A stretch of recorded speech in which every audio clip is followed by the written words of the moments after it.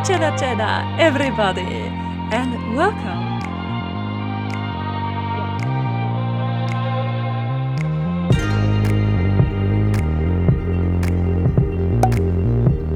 We're having the first wig test. Yes, we're taking on the wig because now we're starting the process of parting, not the part, but we're separating parts of hair. What parts of hair we want to use for what. So, I'm putting on the wig to know what hair I want for her side hair, like the long. I call them polisonger in Swedish. What's it called in English? Sideburns! The sideburns. I call them sideburns. All the things the Square Enix character has when it's long hair on the sides of your face. So basically separating her sideburns from the rest of the hair, so I know that it fits my face, so I don't end up taking too much, too little, and suddenly I've cut off a chunk of hair that's not supposed to be there. So I do the separating of the crucial things like close to my face on myself. I have several different cutting techniques. Where have I learned these techniques? YouTube. You can search on cutting techniques on YouTube if you're not happy with mine or you want to learn more. One of my favorite cutting techniques I call the teasing cut. I just came up with the name. What you want to do is at the same time that you pull your scissor upwards as if you were teasing hair with a comb, you want to close the scissor at the same time. Because what this will do, it will create layers. Very soft, nice looking layers. But you want to keep in mind that yes, this is teasing your hair. Wigs can take this kind of abuse because they're plastic, but I could not use this technique on real hair. I've done it once on my boyfriend.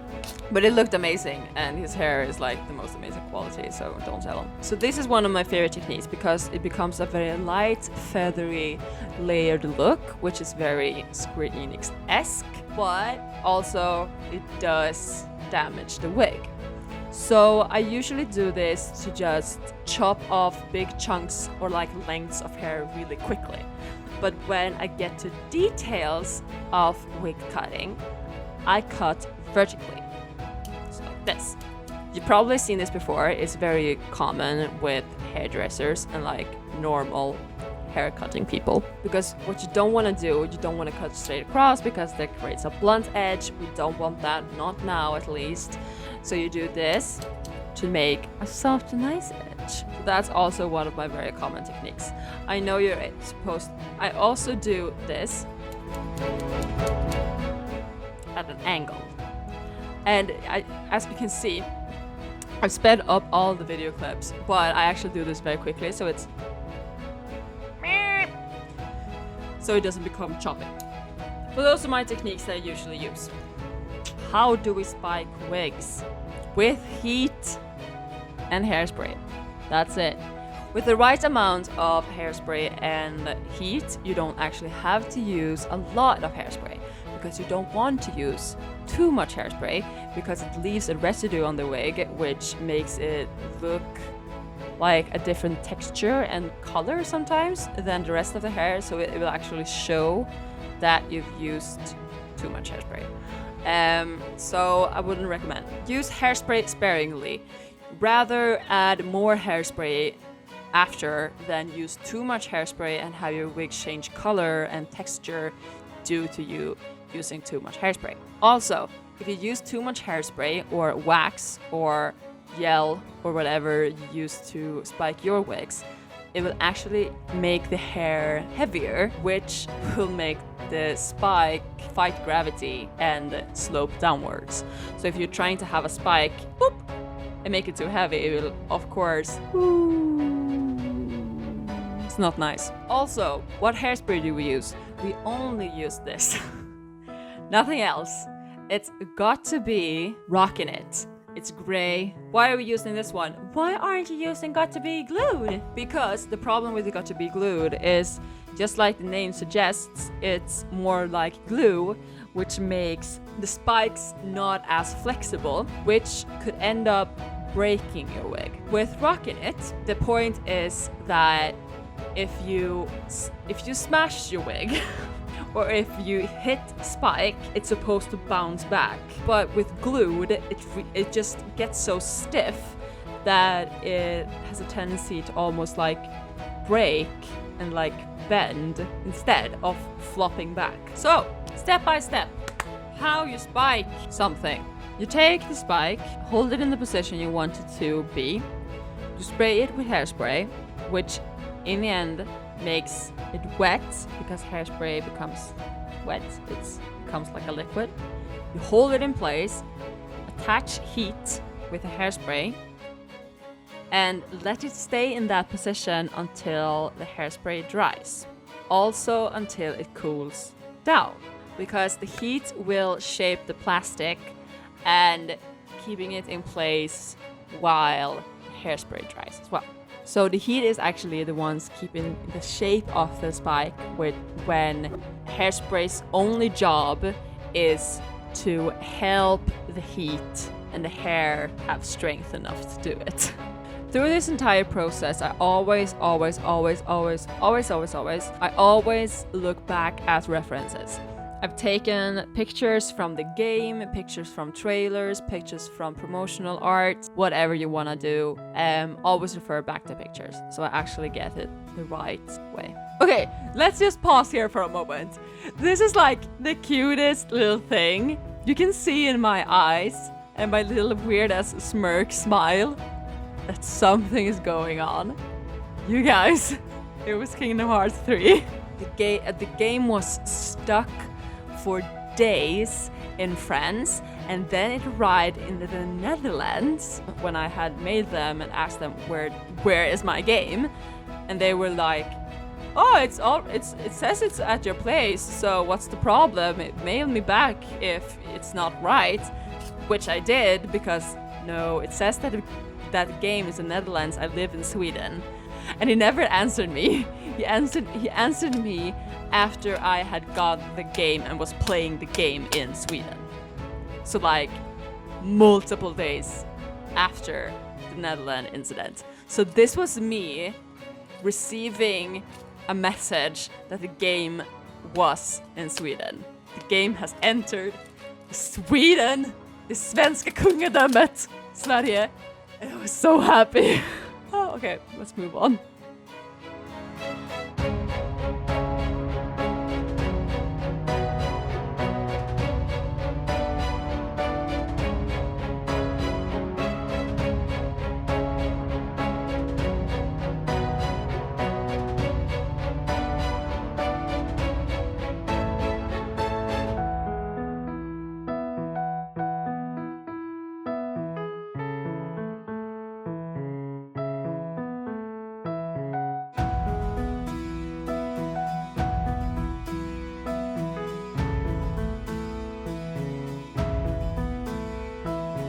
So, now that we got on the basic shape of how our face works, I've moved it on top of the wig head again because I just think it's a lot easier to work on the wig head than on my own head.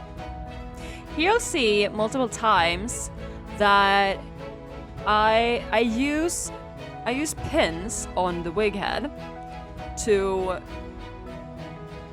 help them defy gravity, basically. So if a spike goes this way, I put a pin maybe there, and there. So basically it rests on the pins. So when it cools, it's in the position that I want them to be. Just a little tip.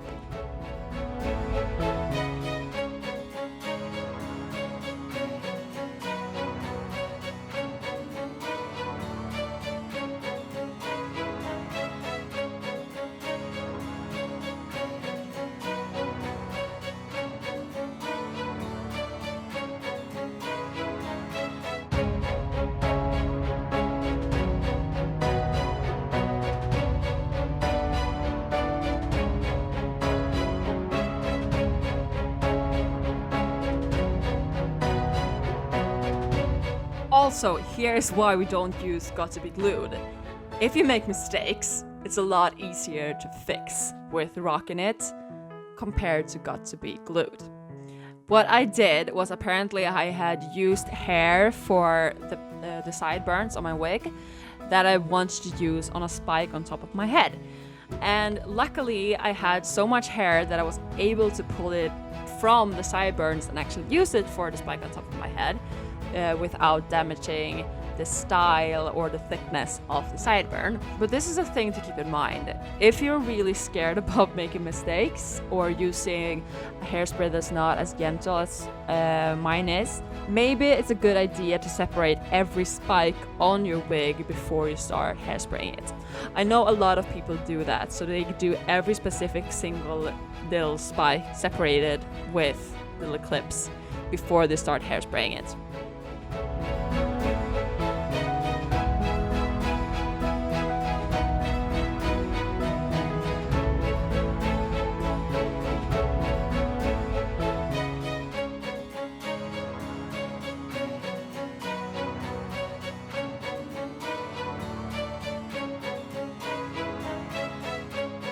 Yeah, so after you're doing the stupid sideburns, just keep working my way backwards with the spikes.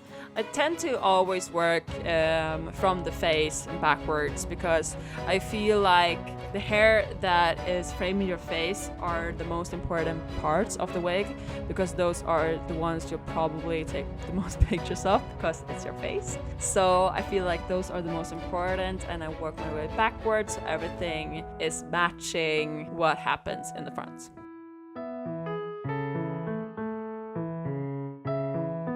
Something you might have noticed is that another step I tend to do when I work with spiking wigs is that in the process before I heat the spike. So I've sprayed the spike and I'm gonna heat it. I gently pet the spike that there's no flyaway hairs and that everything is nice and smooth and in the position that I want them to be while I heat it.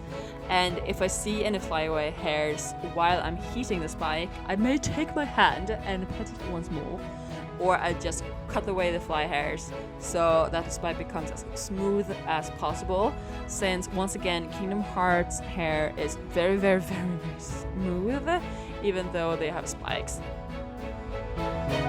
Also, I'm sorry for covering the camera multiple times with my hand or the hairdryer or the hairspray or whatever. I only have the tripod that I bought thanks to you with the coffee donations, which is kind of short. It's about this height, which makes...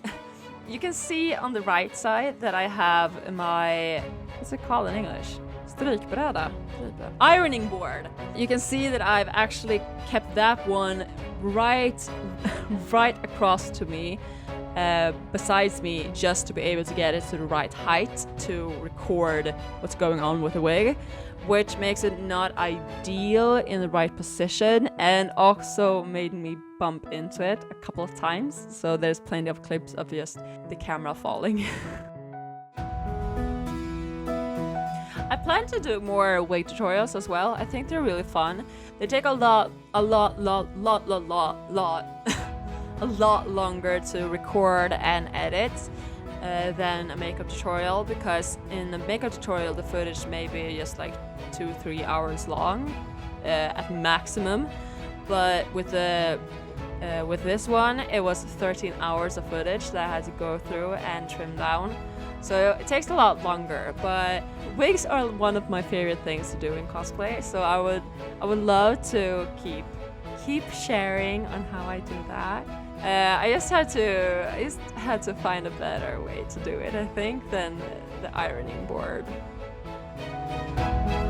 Something you want to keep in mind as well when doing a spike is you don't want the hair at the end of the spike to be too thick. You want it to be thin enough to actually hold together, because if it's too thick at the very, very point, they will separate because it's too hard for the hairspray to actually just hold them together because it's too much hair there.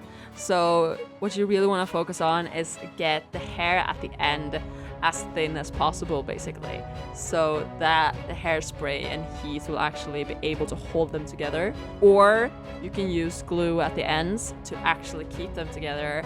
Once again, I don't like doing that because I'm scared I will fail and want to redo something and then I mess it all up with glue.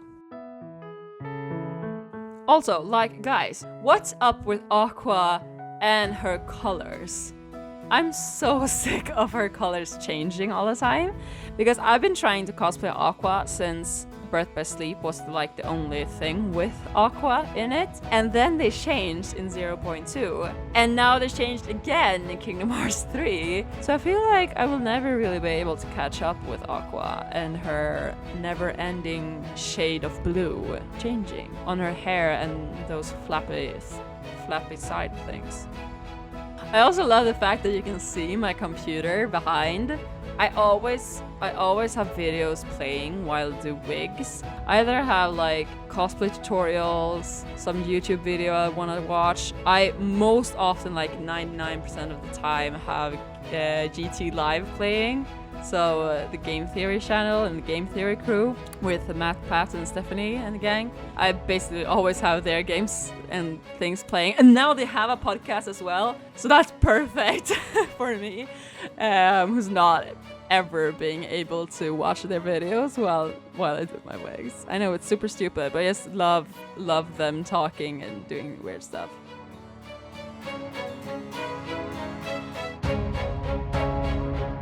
Okay, the wig is on once more to just keep tabs on everything being the way I want them to. We are now moving towards the neck hair. So I'm cutting it according to, well, my neck, so that it's the right shape and length and all that jazz. There's basically two parts of her neck hair. It's the hair that comes right here, then it's the hair that flips back. What's important with the hair that's basically behind her ear, this one, you use that hair to disguise your real hair, so keep it in mind, and you want it to be really close to your neck. I ended up having to reshape that part of the hair when I tried on the wig once more, because they were lifting from my neck, which looks really awkward. But since we're using Got to Be Rockin' It, I could just I could just reheat it and just hold it in place while it was cooling, and then let it go, and then it had shaped itself to my neck.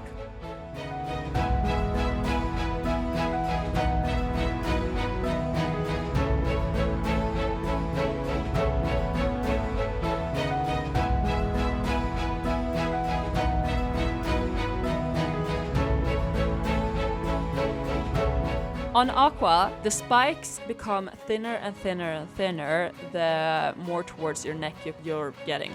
So on the top of her scalp, they are quite thick, the spikes, and then just become thinner and thinner and thinner, and then at the very end, they're almost just basically like the little stringy things we made in the beginning. That was why I could just attach them to her neck, basically, because they were basically the same size as the rest of the neck hair, so they were blending in quite perfectly.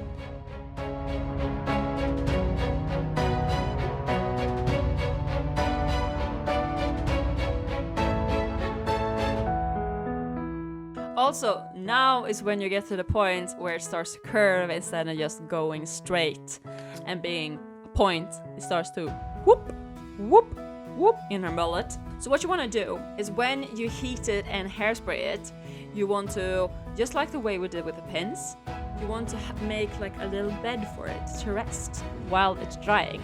I used my hand, so I was just holding it in the curve that I wanted it to be, hairspray it, hair dry, and holding it while it was cooling. So then I would let it go, and it would hold the curve that I was holding it.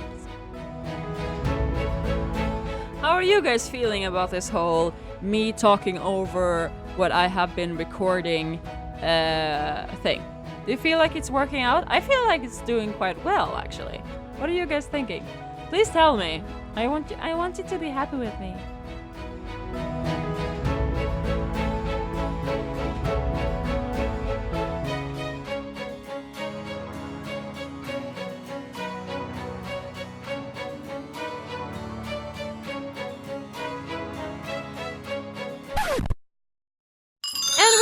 that, we have made a Kingdom Hearts Aqua wig. I hope you've been liking the video and my very first wig tutorial, so please tell me what you think, what you like. And I also want to give a huge thank you to my Patreon, because yes, I started a Patreon now. So if you wanna go and donate and be a part of our little family over there, I would love to see you there. So I hope to see you next time.